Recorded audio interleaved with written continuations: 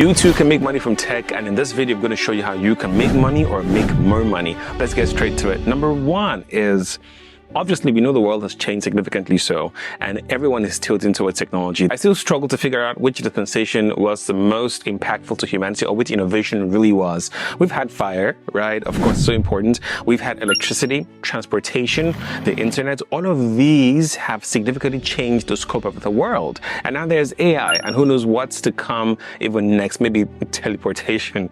But you know that the world is tilting towards technology, and you're hungry to get a piece of that pie. Now, let's keep watching. Number one, you must understand the key areas where people typically make money from tech. And I have tagged them in three categories, right? Number one is employment. Number two is deployment. Number three is investment. Now, these sound so simple, but I'm going to dive really deep and give you tools and resources, so stay watching. Number one is employment. As you know, a lot of people want to get jobs in tech. It's no longer news that people want to become software engineers, they want to become cybersecurity experts, right? But the core thing here is, why are they panting for those? Right? The key word since the world began is the word value. If you're going to get into tech, you must have your own source of value. And I take value all the way back in time, where man first began to develop implements for feeding, for survival. One man named as Nimrod Kush, he invented the first system for hunting, and he was praised, and he almost became their lord at the time, right? People were worshiping him because he had a tool.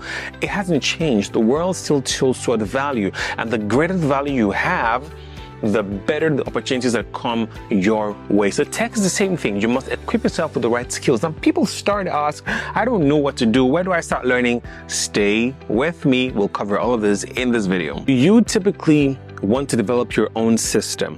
Nimrod Kush was worshipped because he developed arrows. Now, if he lived in a time where there were guns, no one would even bother about him at all. Little wonder why many of the top organizations, you see multiple layoffs everywhere in the news. People are being laid off. Over 98,000 people were laid off by top tech companies just in last 1 year, right? But tell you what, don't let that deceive you. There are no jobs. Do you know that there are about 1.7 million openings in the tech space every year? In Africa, in America, in Asia, opportunities abound. So the reason why the layoffs are existing is because they found no need of their skill sets anymore, because now you need to upgrade. And particularly with AI, it's important that you begin to learn this skill set that ensures that you have a demand in the market. It's a market of supply and demand, and there are certain skill sets that are oversaturated in the market. And how do you level up? How do you create an advantage for yourself in these market days? I categorize the skills in the tech industry into two: the technical skills and the non-technical skills, and also the creative skills and the distribution skills.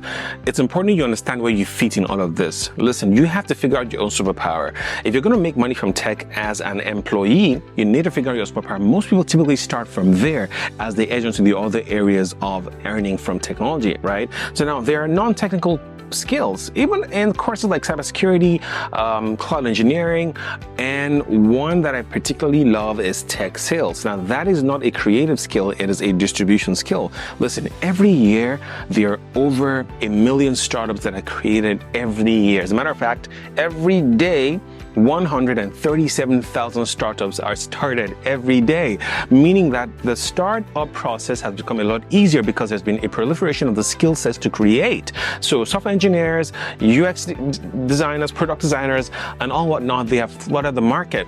And that's why some of those areas might be oversaturated. You want to look out of that box or become better at the skills that you have in offering creative processes. But there is one area that is not as looked at, and that is the distribution skills. So tech sales, essentially. My favorite, right? I started typically in tech sales, and it's so simple. It's now the product is ready, you are responsible for distributing the product to who needs the product. And it's a new set of skills you need to and many of you naturally already have those skill sets, but you think you need to be as technical and go into coding before you can hire. Even a skill to manage a creative process as product engineering is so important. So I'm going to be sharing with you the 10 important skills you can learn today that will be valued tomorrow, and here they are. Now, these skills, you can master any one of them, and now you are ready. Nope, you're not. People would think that just when you learn the skill, you're not ready to start earning in tech. You can't be far from the truth. Listen, going to school is so important, right? Building networks is so important, but what's more important is learning to unlock the value in those networks. And there are certain things you must learn to do to unlock the real value in your skill set. Many people have the skill, but they're not employable, right? Or they haven't gotten employment just yet. And why is that? A critical area most people miss out on is they need to build great interpersonal networks, and you also need to build your personal brand. Your personal brand is not how you show up. Your personal brand is how you are perceived when you show up. I'm not sure that you're showing up strong. Whether or not you like it, you have a personal brand, and people already perceive you in a certain way. If you Google your name on Google, what do you find? If you find nothing, it means you're doing a poor job at building a personal brand. You cannot be a ghost in this generation. If you're going to be earning from tech, you need to be findable, you need to reach out to people and build networks. And thankfully, there's social networking that allows for you now to have a plethora of options to engage and perceive people from, and also be perceived by others. So your personal brand plus your skill set and a distribution network will see that you start earning significantly from tech. All my friends and myself who are earning from technology, it's the same thing. We started out with building a personal brand, building a skill set, building a personal brand, and building a network, and everything else rises and falls on these three things. Success literally is having a valuable skill, having the identity to defend that skill and the trust to back it up, and also the network to help distribute that skill. So now most days people typically venture for the skill sets that allows for them to work for others. But there are more than one ways you can work for other people in tech. Number two, under employability, is what I call freelancing. Everyone knows that freelancing. What do I mean? Freelancing is now you don't have an employee, but you're offering your services. Probably people who worked a while, they build those skill sets and those networks. Now there are platforms that allow for you to sell your gift and sell your skill. There's Fiverr, there's Topwork, there is Freelancer. All these platforms allow for you to build, again, a profile, which is your personal brand, and a portfolio of proven work that builds trust. And you can start getting hired as from like tomorrow, right? I got some gigs earlier in the day when I started my career as a voiceover artist. And now in tech, I am now in tech sales. And we've gotten so many opportunities to train, to develop, and to build infrastructure for sales keep coming to a company. So it's the same thing for you as well. So number one is employability. What skill are you going to start learning now? Now, there are many platforms that you can begin to learn the skills from. One of them would be Udemy, Coursera. There are a ton of platforms, right? And recently, I also partnered with the No Code Academy to teach you how to learn no-code skills so that you can be on your way to earning in tech. And hey, if you sign up using my referral, you will also get a discount off your participation. In 6 weeks, you can start and scale from having no knowledge to having some knowledge, right? So that's part one. You want to get some skill, get your foot in the door by becoming an employee or offering a service to a ton of people, leveraging on a platform or a company. Now for the second part. Oh, but before we get there, understand that, and of course, as I said earlier, there are background skills you learn typically by coding or developing stuff, and then there are skill sets that are front-facing. They're engaging with customers, customer success managers. They don't necessarily know how to code, but they just have good human relational skills. And there are roles for you also in tech. Number two would not be deployment. Now, deployment, you've learned your skill sets, you've built a network, and you feel like, I'm tired of working a job. I want to build my own thing. Listen, every year, I said earlier, there are over 1 million startups that are built, right? As a matter of fact, there are over 30 million startups, right? Every day, 137 startups are built. But the good news is not all of them will succeed. I'm hoping that yours will succeed, right? Just 10% of startups succeed. 65% of them failed in their first year. And then, of course, about 25% of them don't make it to the second year. And then only 10% eventually succeed. And the numbers are increasing as things keep getting better. So you can build your own startup. I am building a startup. Fantastic. I've worked in tech for a bit, and now we started to build our own startup called Oris. It's a fantastic health tech platform. We literally call it the gateway to health and wellness. We help you unlock wellness in any city you go to. Take us as the Uber, but for health and wellness. Think about it. And there are many areas like that. Uber was a startup. Airbnb was a startup. People started these things with unique skill set, but there are a few things you need to do to start to build your own startup. It's easier said than done, but with these steps, you can be on your way to building the next unicorn. There are only about 1,200 unicorns in the whole world. A unicorn is a company that has generated over $1 billion in valuation, right? You don't need to get to $1 billion.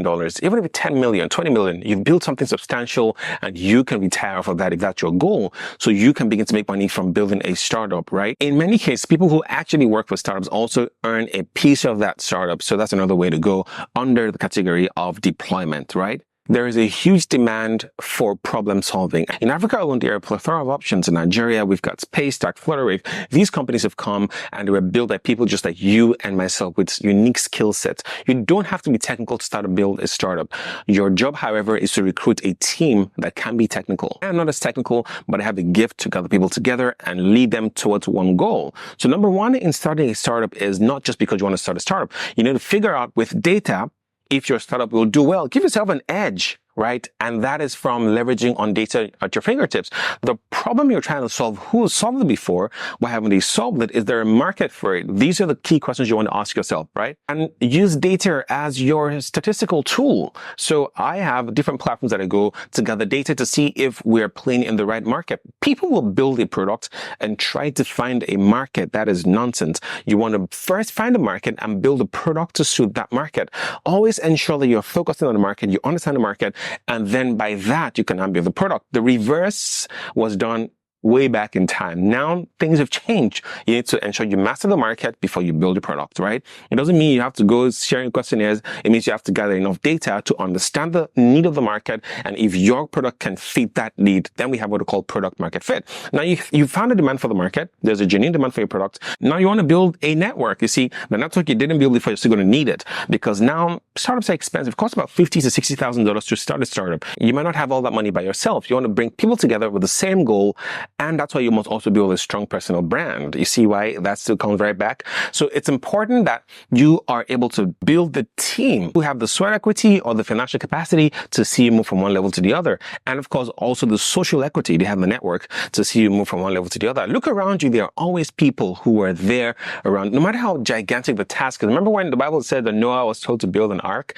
The first people he met with, he couldn't build it by himself. His family members were there to help him. You have to look inward and find the network that you can build this infrastructure on. When you build to a certain level, it's called an MVP. Now you can begin to think of raising funding. Now, the truth is raising funding is so hard because of the many scams in the entire, we've seen FTX, not just in Africa, we've seen global scams on a colossal level, right? And even with African startups. So now people are very careful where they throw their money to. So raising funding is a very technical game. You have to be smart, but more importantly, you have to be real and be solving the real problem and have the data and the team to back it up. So now raising funding is your next best bet. You have to still look within, and if you build something concrete enough, people are going to give you fund. Everyone's looking for a way to multiply their money, right?